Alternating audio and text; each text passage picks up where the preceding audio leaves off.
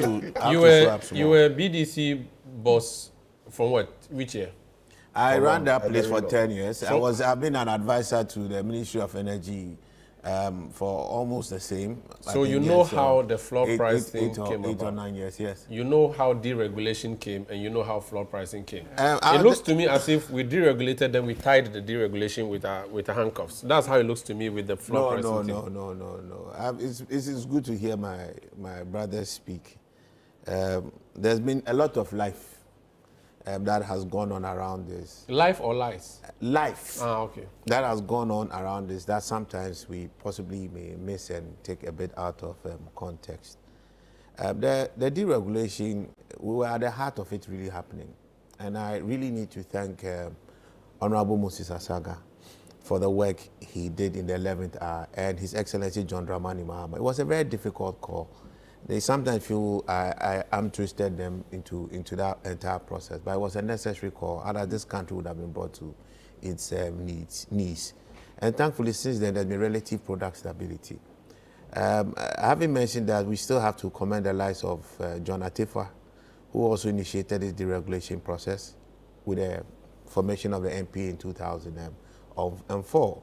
The likes of Alex Mode, fantastic executives who have contributed to the journey that we have come to see.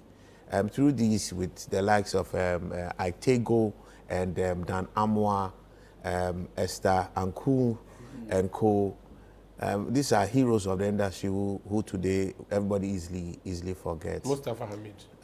He wasn't part of that process. Okay. All this was done before. Okay, he's a latter day. They are all latter day saints in the matter. It was a very difficult fight, trying to get government to do this. The journey started sometime in 1996, where deregulation has been an unfolding process. We tried to restructure pricing. We moved from cost plus that toll used to run to try to move to an import parity model, give birth to an infrastructure deregulation to allow private sector to start owning infrastructure. 1998 thereabout, we allowed private indigenous Ghanaians also to get active into the entire space. We had the likes of Glory Oil, I think, being the first coming in as an indigenous player outside of the oil that Ghana Oil, I think we previously knew. Things have evolved. Deregulation doesn't mean no regulation. It's the commercial part that we needed to deregulate, and we moved the process. First, we had to wait for one of my mentors of life, my models of life, Kwesi Boche. We used to wait for him to come and announce petroleum prices. Do you remember? As finance minister? Yeah, as finance minister, he has to announce it in a budget. Sure. And he may do it once for the whole year. Okay, so that announcement was it? That was it, till he comes to announce again, and that created a lot of fiscal problems for us. But we went, and the deregulation process included modifying some of those things, and also even the models for it. So it's been a journey. A lot of people have contributed to this journey, and deregulation doesn't mean no regulation. The industry will have to be regulated. So pricing, when we were developing the framework for petroleum deregulation, what we were clear on was to still work with the unique parameters of our culture and our economic situation. So to answer Sharaf's, Sharif or Sharaf? Sharif. Sharif. Sharaf is the president's son. Yes, Sharif. I don't know why somebody said Sharaf. I got confused. No, well, I mean, the people interchange them. I don't really, I'm not fussy. I mean, like you want to be the president's son now. He wants to organize boxing tournaments. Sharaf is a very fine gentleman. I think his boxing organization work should be supported by all us. Boxing was dying. That is a different matter. I don't attack his father in his person, but I attack him in his office. Okay, it's the office that can help us solve the things. The office that promised that. So we want the office. King Peace, would they?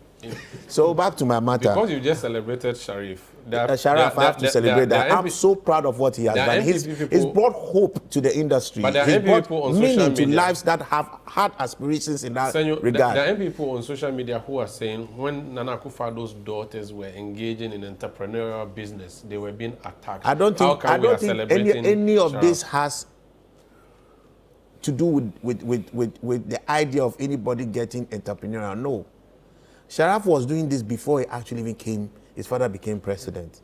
You remember? And it's taken a lot. That young man needs support. He's not doing something that's just for himself. It's something that's transforming an industry. We should support Sharaf. Okay. Let's go back to fuel deregulation. I mean, but for what Sharaf is doing, it's like the GBA was almost dead. Why are we talking as if we don't know? You should, my distant uncle is Azuma Nelson, just for the record. So I have a certain sensitivity about boxing. You have Bulsa from Santo. For me, my race, I'm proper, of course, multicast. Let's come back. I keep edging you on, but let's come back. Yeah. So let's come back. So you're saying that deregulation does not mean no regulation? Deregulation does not mean no regulation. And so, Sheriff, the idea of best practice, effectively, from a policy perspective, there are learnings to be taken from other people, but hardly any best practice. It has to be unique to the particular economy and the complexities around the economy. So you have to look at what's optimal, all right? And there are incentives for everything. Iran has a different policy, Nigeria has a different policy. Nigeria's policy may not be sustainable. That is why you say, let's look at practices that have been optimal relative to your unique circumstance. We have something called the UPPF. That is the Unified Petroleum Price Fund. That facilitates keeping prices the same across the country. There's a reason for it. All right? America doesn't need that. America can understand that prices were far off petroleum production places would be highly priced because that economy has also other incentives that the southern side may not have. You know, so everything sorts of balances out neatly. In Ghana, we don't have that problem. We don't have that situation. The northern sector was a heavily deprived, highly poor, economy. And fuel was not just an economic good, it was a socio-economic good. So its implications for that economy was dire. So you don't not necessarily end up paying maybe 20% more when even by paying the 100% is a problem. So we found a way to even that out. Maybe times are changing, so sometimes we may have to look at some things. Yeah, but every particular circumstance was unique for a particular time. And sometimes maybe optimal, sometimes suboptimal. All right? We have a local content policy now. We couldn't have had that local content policy at a certain time. The country would have died. We wouldn't have been able to thrive. All right, so things evolve, and things must adapt flexibly in policy for optimal impact for the good of all and sundry. We're here to serve. So when we did the deregulation, pricing was a critical thing. I remember His Excellency John Dramani Mahama, he was very livid and scared. He even said he opened the door. The truth of the matter is that maybe we should confess today. We did the president a little 419. As in, we set a date that was, we told him we're setting the date, and that date, we didn't do that day. But he thought we had done the date. So he was wondering whether the next day there'll be some aluta on the street or not. Deception of a public we didn't willfully deceive him, but at the end of the day, we sort of managed the information. So because the next window was going to be lower. So when we move it, any kind of shock will not feel like the time the president had actually signed up. So this was 2015. This was, Your Excellency, please, as part of those who were part of it, I'm sorry. But still the kingpins, you know, and the president did well. It was hard. It was a hard decision. No president has been able to take that decision since we took over during our champion days. No. The deregulation. Nobody, commercial part, the pricing part, nobody. So it was a bold move. It was it's the boldest move for the sector. The boldest, in my opinion, economic move John Mahama did in his first term. And we've benefited as a country. Absolutely. But we have not optimized the benefits. Okay. in Ghana, our reaction to things is a problem. When we get some, then we just try and create a new problem. That's what we stand. So we started the deregulation in 2015. We've been managing it, and then we decided to do an audit, and that's when we decided to bring the price floor. No. All right, this price floor matter has a history. Let me situate it properly. When we did the pricing structure for the deregulation, everybody was supposed to still keep prices the same across within your company. You don't have Accra price separate from Tamale price. For the same company? For the same company. Okay. All right, so that was the first thing we put in place. But every price that you put out there, you must first of all file it with the NPA. Okay. All right. So you need approval? Not information for their information? Because they have a responsibility to monitor. Okay. I got into the NPA Act as binding today. Okay, so you have a responsibility to monitor. So you must report and make sure they see it. They also have a certain responsibility to evaluate and also assess the reasonability of it. You understand? And so that was how we structured. So this was pre-2024? This was pre-2024. 2024 just came to formalize something that was lacking a bit in the background in some form. There were conversations, there were consents. Prices, contrary to what His Excellency the President was worried about, that prices would go up. I had to take time to let him know that BDCs are not one company. Senyo Hosi is not BDC.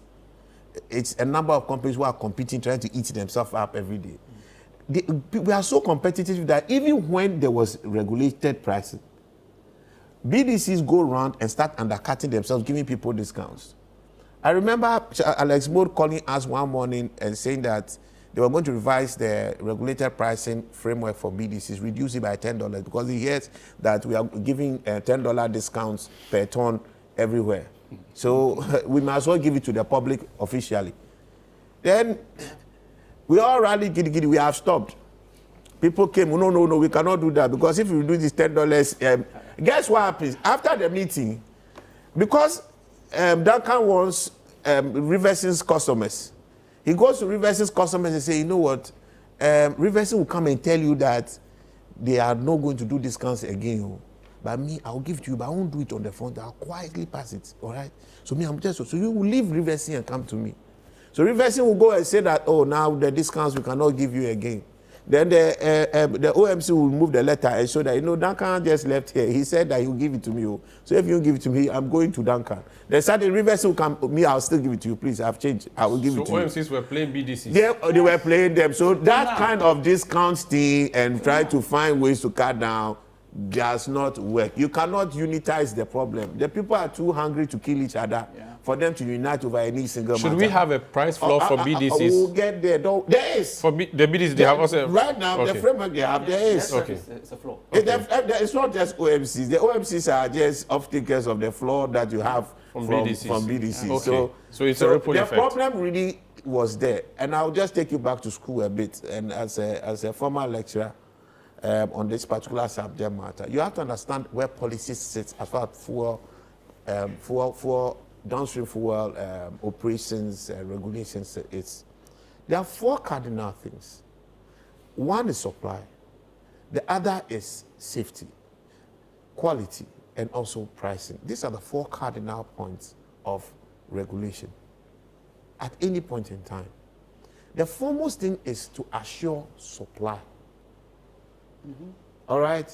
What you don't want is a low price without products.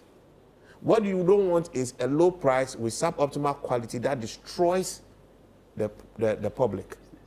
Because there's a responsibility to protect the public. So these are the four things that really guide you. And you need to make sure that quality too is within a certain framework that's sustainable for an economy and also for the aspirations of a country. All these things really define how policy decisions should be made. So it is not just commercial. It is not just price. Everything comes together to make sure you sustain policy effectiveness for the economy. Let's take the NPA Act as is today. There are clear objects for which this act was born. I take the NPA Act 691, yeah? So we take clause 2. 2.1. The object of the authority is to regulate, oversee, and monitor activities in the petroleum downstream industry, and where applicable, do so in pursuance of the prescribed petroleum pricing formula. To achieve the object, the authority shall monitor ceilings on the price of petroleum products in accordance with the prescribed petroleum pricing formula. Very right. You remember there was a reference in one that where applicable, it should do so in pursuance of the prescribed petroleum pricing formula. And here it talks about monitoring ceilings, not floors. All right, so but it all gets interesting as you go on. I move to D. Provide guidelines for petroleum marketing operations. E. Protect the interests of consumers and petroleum service providers. You must manage the interests of both people. It also talks about promoting fair competition amongst petroleum service providers, fair competition amongst them.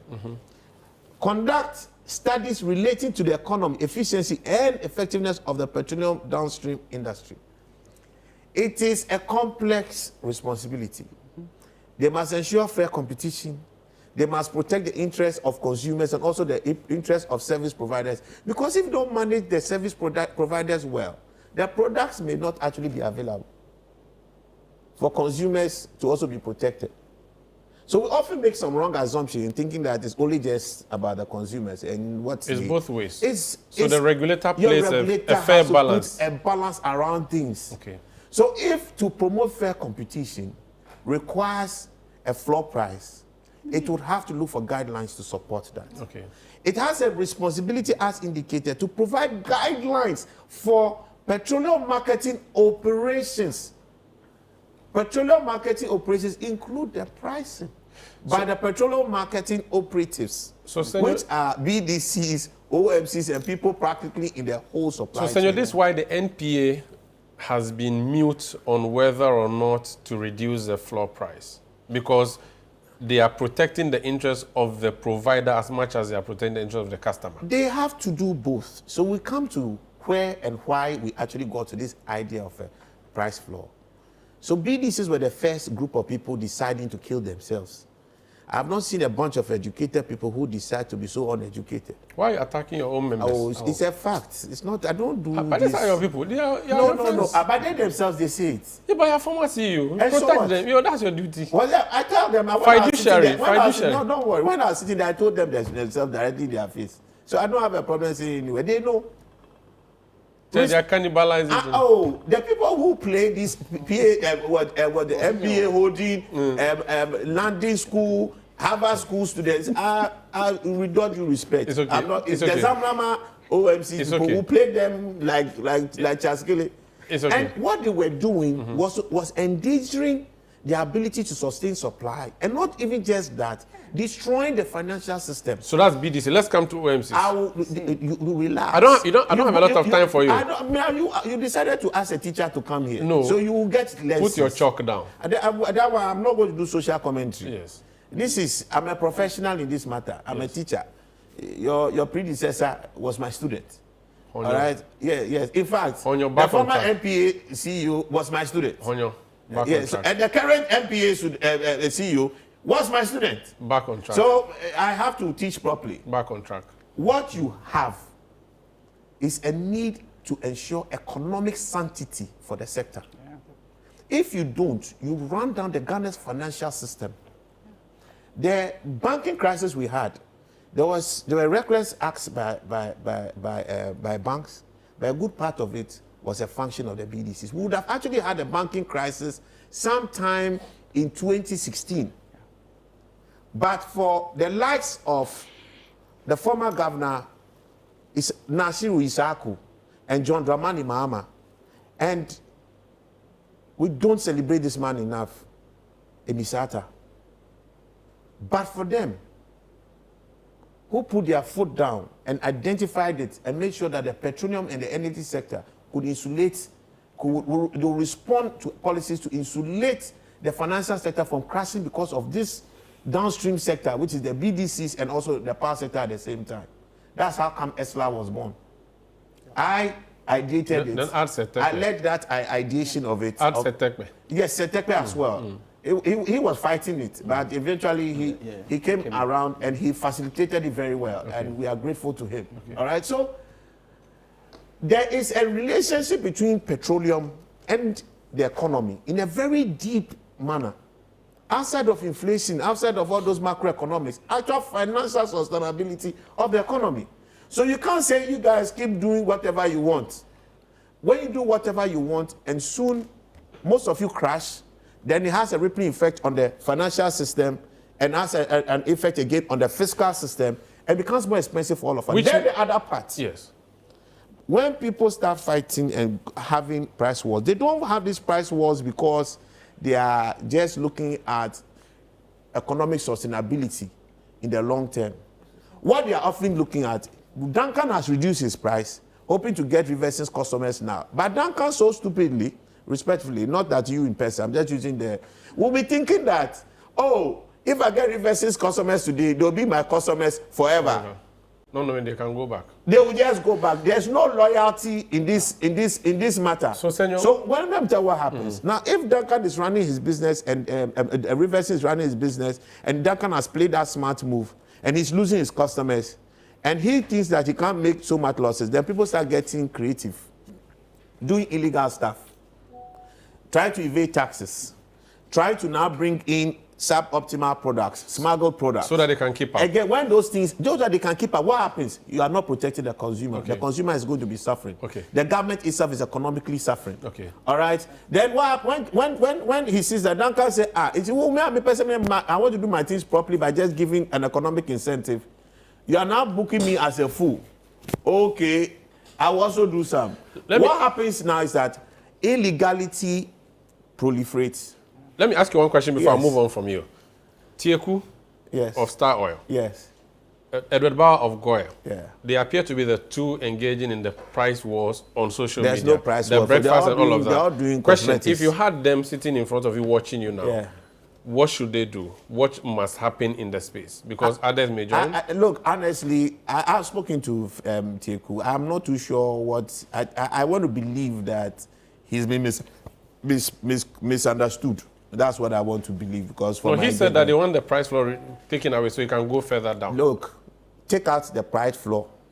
Would he have gone down? He has a price floor today. He has never sold up to the price floor. You mean below? He hasn't sold there below the price floor or even matched the price. No, he's never, above it. Never. Okay. He's always above it. You understand? Gold is also always above it. But they're adding breakfast. So you can create other incentives. That's a different matter. You know, so I'm saying that is what I think he wanted to say when I had a chat with him, was that there are intertemporal opportunities to respond to price changes. For example, last year we had FX moving down quite quickly.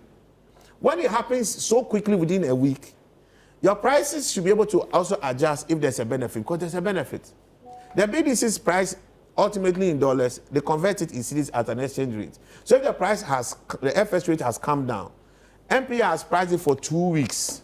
The price floor is for 2 weeks, all right? So in between time, if there's any benefit that could have gone to consumers, they cannot extend it. It's too early. It's too sudden. That is the matter that I think Philip was referring to. Very well. He wasn't referring to the fact that this entire thing, no. But there are other issues that you can find relevance in a review of it. Do we really narrow the time so that it becomes more responsive to changes on the international market, on the macroeconomic space? That is a relevant conversation. But what this price floor has done has been able to facilitate economic sanctity. The NPA has to go another step further to give economic assurance, which becomes a different conversation. I'll come back around and ask what the NPA should do now in what appears to be the war, and what should we do with the price floor thing. I would ask you a question when I come around. I want to bring Khalid, but you want to make a quick intervention, Duncan, before I go in? Very quickly. What I wanted to say is this. If you talk of a deregulated market, you would expect the market to evolve. Any attempt to intervene by way of certain flaws without considering a ceiling, to me, is anarchist. You are simply allowing others to sell at any rate they want. And in fact, I've used the big three in the past. There were windows that per hour checks, right, with average BDC prices, taxes, margins. Sometimes their prices were overshot by 50 pesos to 1 Ghana. So properly define the brackets. So if you need to define a ceiling, a floor, define a ceiling also. Okay. So that they can play within. But where you allow one side, right, they can sell at any price they want. But if somebody says that within a window, if you left the floor open, I could go down further. And you say that, no, you have not gone to the floor itself. So you cannot go down. So I have left the floor. Alinko has showed you that they can go. Per this window that they can go. Okay. So, okay. Let me just give some kind. People don't want to hear from Khalid. No, it's an industry matter. I'm learning. You see, one of the things that has happened in the industry is Duncan. Great intervention. He has given representation to people who had no seat at the table. So Duncan, congratulations. How you sustained it, I always look at you in awe. I mean, it's somebody that we really need to appreciate for in this. He's done a great job. Again, you've forgotten a bit. Part of your advocacy, when we were starting this, when you got involved and you came to my office, we all engaged this thing, was the same thing you are saying. So in the monetary, before we came to official price floors, we said when the complaints were coming, was for us to now, was always the ceiling right from day one. And I mean, we went through that process. You were part of that advocacy. So they don't publish a ceiling, but the ceiling sits at NPA. So there's a ceiling. There is a ceiling. What is it currently? Why don't you publish that? No, they don't have a need to. Okay, but what is it? No, I'm just telling you, so you just know. No problem, but we know the floor. What is the ceiling? I don't have the ceiling for today, but what was the last one? I don't. Before I left, I'm if you say there's a ceiling, we have to. No, it's a policy matter. So it's not a matter of giving you action. I'll call MP and ask them. I'm just telling you that there is always. NPA didn't tell us that there's a ceiling. I'm just telling you. Look at the act. Okay. It's not like this. Maybe they haven't implemented it. No, Riverson says it's there. Maybe he knows. No, it says in the law, but it's one thing being in the law. I'm just telling you. So it's one thing having the thing in the law, another thing having it in. So it's possible that it's not there. I was in there. Yes. And I'm telling you, while I was there, we had ceilings. You left many years ago. Oh, that's what 3.5 years Senyo ago. used to publish those ones. Your maximum indicative. Your maximum indicative. I used to do that. Yes, I you used to do that for industry. Yes. Okay. But the NPA, we all had set estimated margins. We have consultations with the OMCs. Now some go above the margin. Now some of them go above the margin. It's okay. Hold on. It's okay. Leave the debate for me. I'll come back. Let me wrap this part up so that we all know. Yes. Let's not assume that because you have publicly had a floor, there are also no ceilings. That's what I want you to know. Very well. That in policy terms, when we did this price review, I was part of that pricing committee. We put a structure for ceilings. So when people go above it, they call you. They will call you internally, come and explain why. Yeah. You know, because if somebody's gone above it, doesn't mean the person is necessarily looting. Maybe the person has got a unique problem. You understand? FX has moved beyond what you have estimated. Or prices at the time I bought has moved. So I want you to know, and the public should know that NPA in policy, unless something has changed, very well. Thank you, Senyo. Has a ceiling. Lawyer Eduji Kujo Tamaklo, Senyo is just drawing attention to the fact that in your act, you're supposed to have a ceiling. Can you please tell us what that ceiling is? Publicize it, since I don't think it's against the law for you to publish. So we'll be waiting to hear from the NPA. Khalid, let me bring you in. I would advise NPA to publish it anyway. Why? But you used to publish it. No, I did that. Because you're a renegade. I can do that. Okay. Now the reason is when you suggest you have price deregulated. We want to know. No, it's good to know. The moment you actually start publishing that, you send a different information to the market. Very well.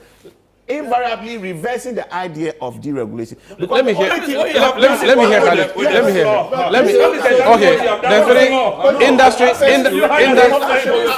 people. Industry people. Gentlemen. Hello. Senyo Riverson Duncan. Please hold on. No, I'll come to your side.